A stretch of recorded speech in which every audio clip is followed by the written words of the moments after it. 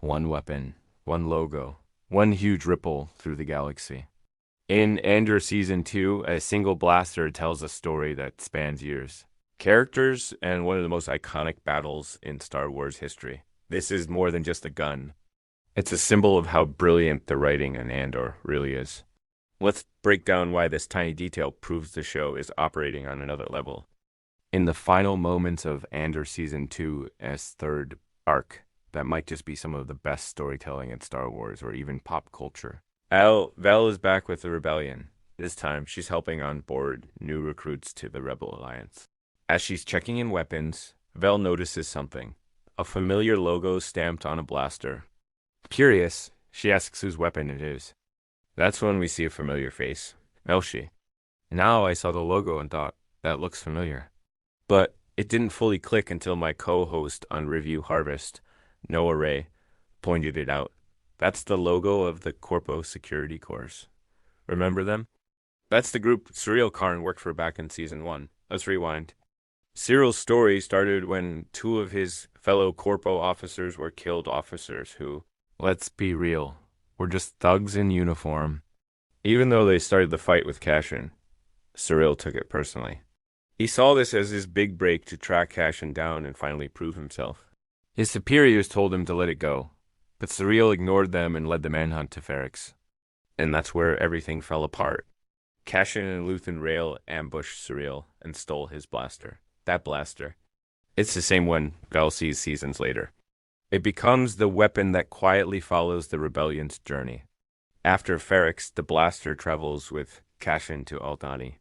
It's the same weapon Veal has Skeen dig through Cassian's bag to inspect. Skeen even recognizes the Corpo logo. Funny enough, that moment is all about trust. They don't trust Cassian, and it's Skeen, the guy who eventually betrays the group who's going through stuff. Next up, Naimos. Then Narkina 5, the prison arc.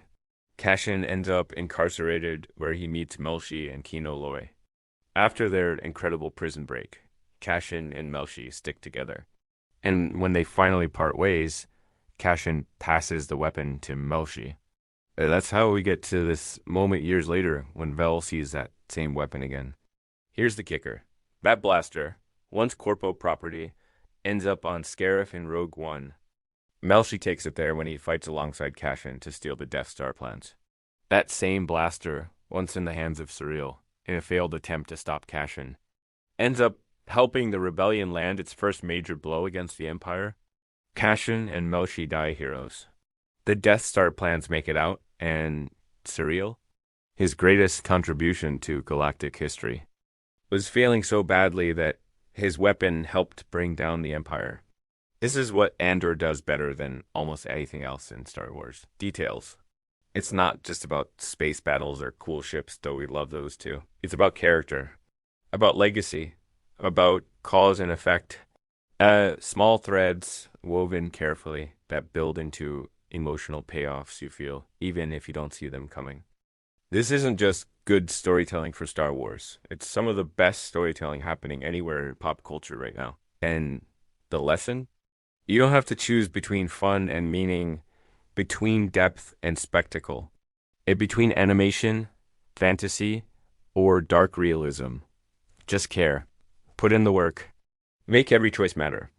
Andor proves that when Star Wars creators care this much, it shows. And hits want more deep dives like this.